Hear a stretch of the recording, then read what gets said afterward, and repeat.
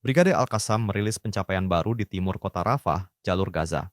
Sayap militer Hamas itu berhasil menyergap pasukan Israel, IDF, yang berlindung di dalam sebuah rumah dekat persimpangan Al-Mashru.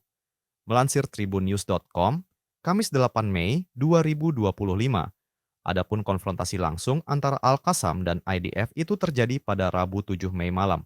Mulanya, para pejuang perlawanan menargetkan pasukan tersebut dari jarak jauh dengan 2 rudal TBG.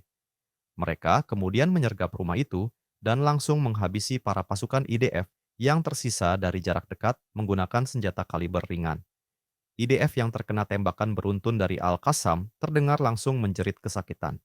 Sementara pejuang perlawanan tampak langsung kembali ke markas mereka melalui terowongan bawah tanah.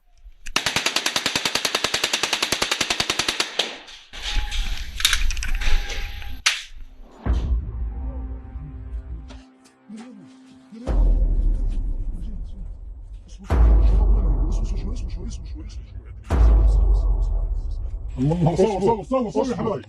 بسم الله الله اكبر.